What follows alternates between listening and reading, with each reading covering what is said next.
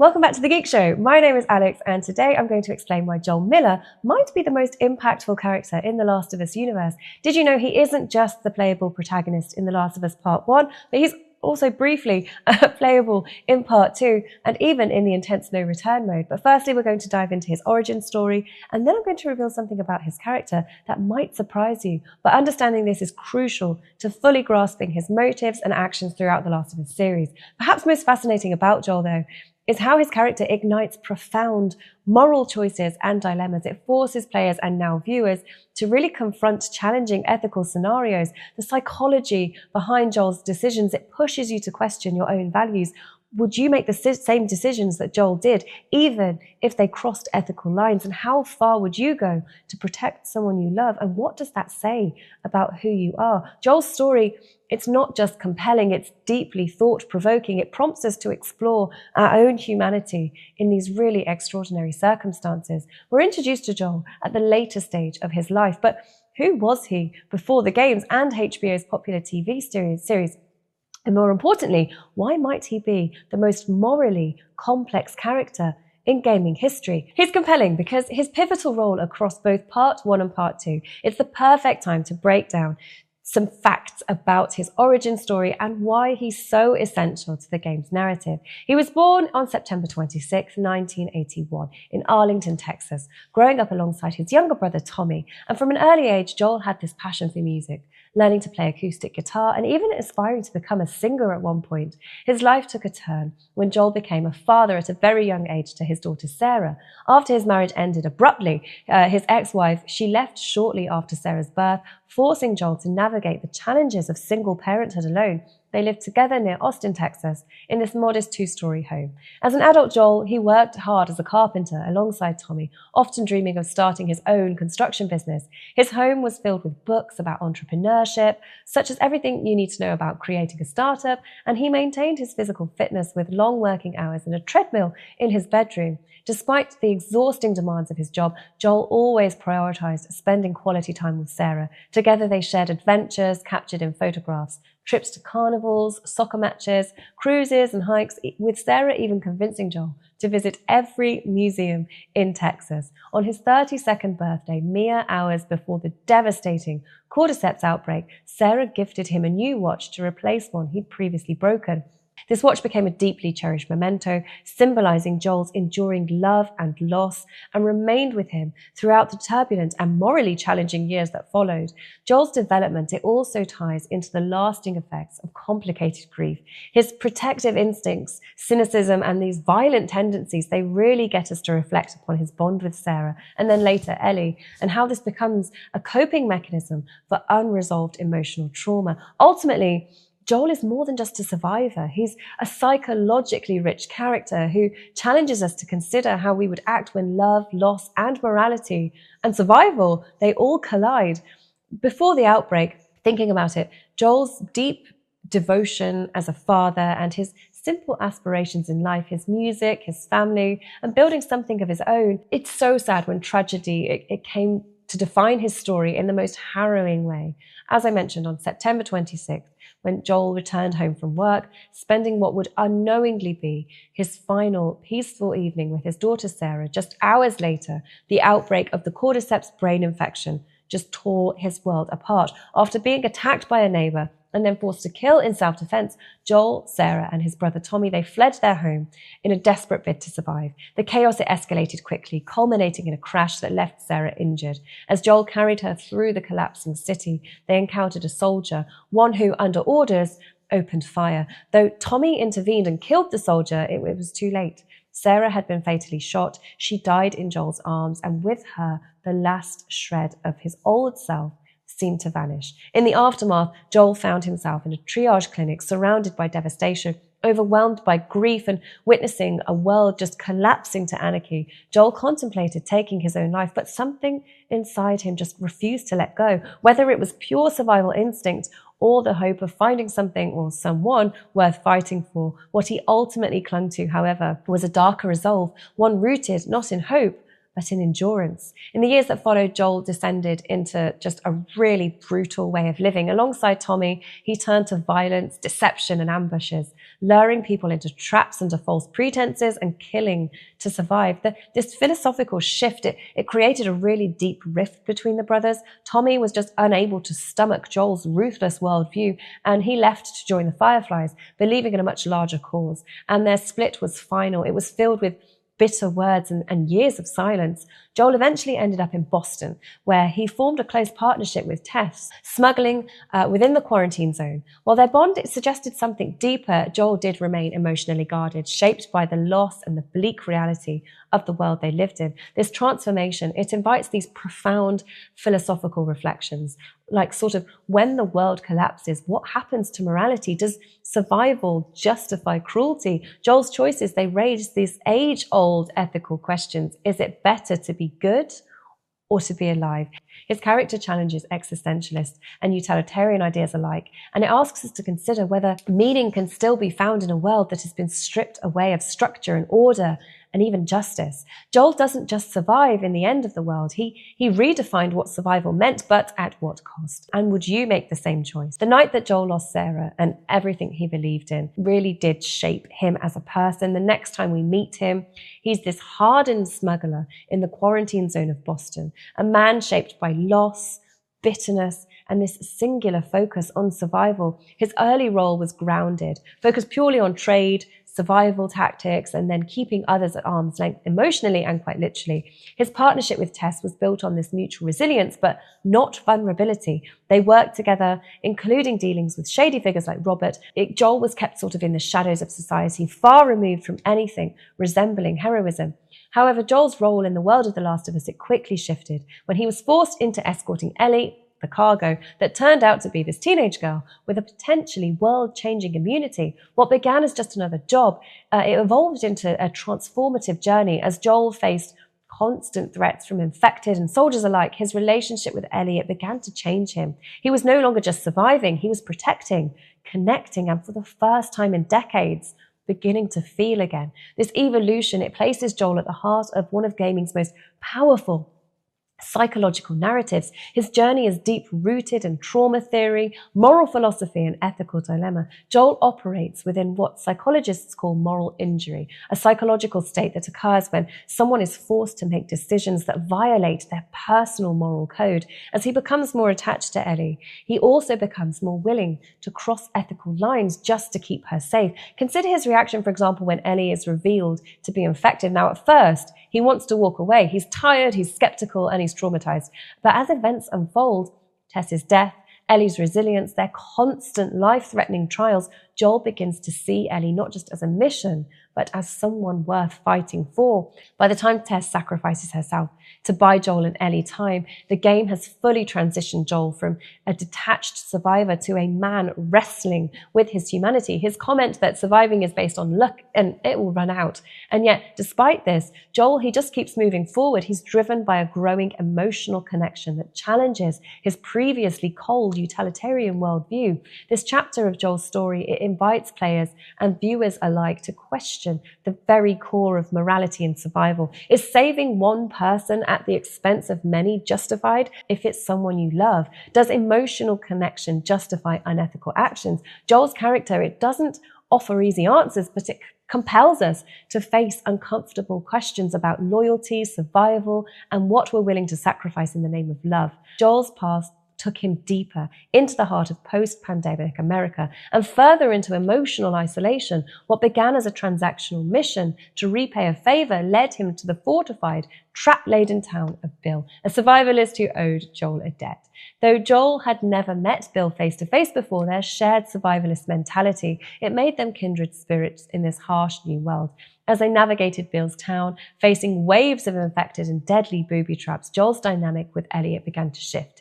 His initial irritation with her presence, it gave way to these subtle moments of concern and trust. Ellie proved herself in combat, and Joel, though reluctant, he began to acknowledge her usefulness. When they discovered the tragic suicide of Bill's former partner, Frank, Joel was visibly affected, his emotional armor cracking.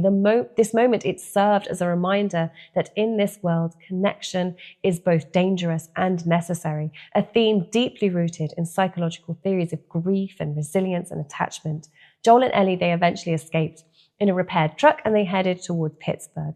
There, Joel's past came into like a sharp focus when they were ambushed by hunters, using the very tactics that Joel once employed during his own time as a predator. Ellie's instinct to help was countered by Joel's pragmatism, reflecting the psychological divide between innocence and then hardened survival instincts. Joel's recognition of the ambush, it wasn't just strategy, it was a reflection into the darkness he himself had once lived in. The pair, they were separated when Joel fell down an elevator shaft, and it was Ellie who ultimately saved him, shooting a man who nearly drowned Joel. This moment, it marked a pivotal shift in their relationship. Although Joel initially lashed out, scolding her for interfering, it's clear that this event forced him to confront his protective instincts and his emotional suppression, both of which are central parental transference. This is where sort of individuals will unconsciously project past relationships like Joel's bond with Sarah onto new ones like his bond with Ellie. Now, Joel's eventual decision to trust Ellie with a rifle, it followed by a pistol, it wasn't just gameplay progression, it was symbolic of his emotional evolution. He was no longer just a caretaker or a smuggler. He was beginning to accept Ellie as a partner, someone he could depend upon. His encounter then with Henry and Sam, it introduces a fragile sense of community, and for a brief moment, Joel allows himself to relax. He opens up, slightly bonding over motorcycles and shared burdens, but that hope is brutally shattered when Sam turns infected and Henry, overcome by grief, takes his own life. This traumatic event further solidifies Joel's internal belief, letting people in leads to pain. This emotional wall goes straight back up, but not for long. By the time they reach Jackson County, Wyoming, Joel is forced to reckon with his past when reunited with Tommy. Their strained reunion, it reveals how fractured Joel has become. He tries to hand Ellie off, believing he's doing the right thing, but deep down, it's his fear of attachment driving him. Ellie sees through it, calling out his emotional withdrawal and expressing her need not to be protected, but to matter. This confrontation, it reawakens Joel's dormant parental instincts. His eventual decision to stay with Ellie marks a defining moment in his character arc, a shift from reluctant guardian to chosen family. As winter arrives, Joel is mortally wounded in a brutal ambush. Ellie is left alone and she risks everything to keep him alive. Her efforts to nurse him back to health show the reciprocal bond they've built, one rooted in trust and care and even mutual dependency. When Joel recovers, we see him colder, much more focused, driven by fear and love. He tortures and kills to find Ellie, and his actions, they're brutal, they're morally complex, and they evoke these themes of survivor's guilt, trauma bonding, and of course justified violence. In the harrowing climax, Joel finds Ellie in the aftermath of her violent escape from David, a predator and a cannibal. He embraces her for the first time, and he calls her baby girl, which is a name once only reserved for Sarah.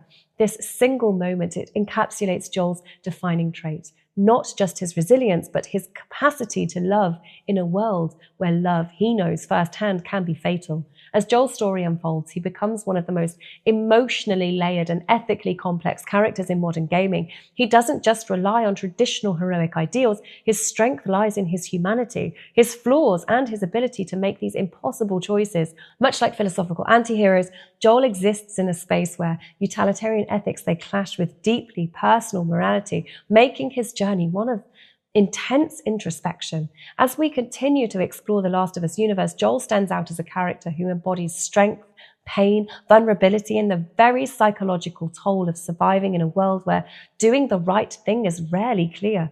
His story challenges us to ask, in a world with no right answers, what would you be willing to do for one person who still gives you meaning? By spring, Joel and Ellie, they finally reach Salt Lake City. Though Ellie was emotionally withdrawn, Joel, he tried to lift her spirits. After a quiet, moving moment watching a herd of giraffes, he offered to abandon the mission and just return to Jackson. But Ellie is committed to finishing what they started, and she insisted on seeing it through. Their bond was stronger than ever at this point, yet also more fragile. When Ellie nearly drowned crossing the city, Joel saved her, only for them to be captured by the Fireflies.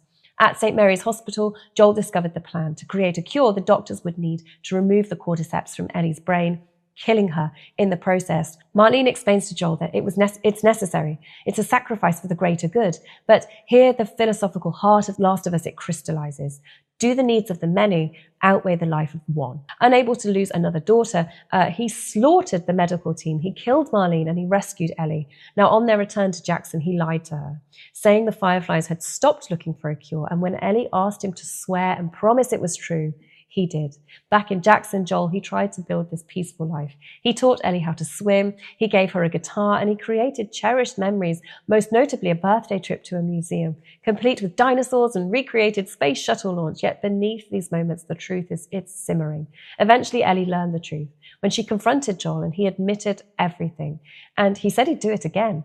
And this causes us as players to question, is love inherently selfish? Joel's love for Ellie, it saved her life, but at the cost of a potential cure and the lives it might have saved. Is such love heroic, or is it monstrous? Their relationship is fractured. Though Joel continued to care for her, Ellie kept her distance until one night, just before tragedy struck, she told him she might be able to forgive him. Shortly after, Joel was brutally killed by Abby, the daughter of the Firefly surgeon he had murdered. His death was not just revenge, it was retributive justice, and it challenged players to ask, is justice simply vengeance with a different name? Ellie was traumatized, and she began her own cycle of violence until her final choice to spare Abby was guided by a memory of her last conversation with Joel. In the end, Joel's story isn't just about survival, it's about moral ambiguity, the consequences of love, and whether the ends truly do justify the means. His legacy, it invites players to reflect, what would you have done? Joel Miller's role will undoubtedly leave a lasting impact, but what does all of this character history and deep emotional lore really mean for his legacy of The Last of Us universe? If we take everything we've learned and start to unpack some theories, if there were any key moments in interpretations or moral perspectives we've missed, now's your chance to pause this video and share your insights with the community. So with all of Joel Miller's story and history laid out, what does it all mean for his role within The Last of Us universe? One of the most important things to consider is how central Joel is to the emotional and the moral foundation of the series, as both a survivor and a deeply flawed father figure. Looking at the structure and emotional tone of the story, it's clear that Joel's character, his arc, aligns with themes of redemption, grief, and moral ambiguity. More than likely, the origin story we've explored centered around the death of his daughter Sarah, his refusal to lose Ellie, and his ultimate decision to lie. It will remain the emotional backbone of the franchise. When we're looking at Joel and how he continues to shape Ellie's story, Naughty Dog and HBO have continued to spotlight Joel Miller through behind-the-scenes content, flashbacks, and fan discussions, highlighting just how central he remains to the universe of The Last of Us. Even though Joel is no longer alive by the key events of Part 2, his presence is felt in nearly every emotional beat, proving that his impact on the story is far from over. Despite Joel not being a traditional hero by gaming standards, he serves as like a linchpin character in the world of The Last of Us. Looking at him as this emotional anchor of the series through his actions, relationships, and moral choices, Joel became a catalyst for shaping the journeys of numerous characters, particularly Ellie, whose story becomes the emotional and narrative centerpiece after his death. In many ways, Joel's presence, it introduces and it deepens the arcs of these characters, making him not just a central figure, but the thread connecting multiple storylines across the franchise. When we're looking at what he teaches us about survival and humanity, it's fair to say that he stands, like I said, as one of the most iconic and emotionally resonant characters in modern gaming. His story, it anchors the heart of the Last of Us universe, bringing raw humanity, moral complexity, and a deep sense of love and loss to a world ravaged by imperfection and survivalism. Whether as Ellie's protector, a broken father figure seeking redemption, or a man forced to make impossible choices, Joel's legacy continues to shape the franchise in profound ways. So what's your favourite Joel Miller moment? And what part of The Last of Us lore would you like us to dive into next? If you've got thoughts, share them in the comments. And if you enjoyed this video, please don't forget to like, subscribe, and hit that bell for more story deep dives. Stay safe and endure and survive.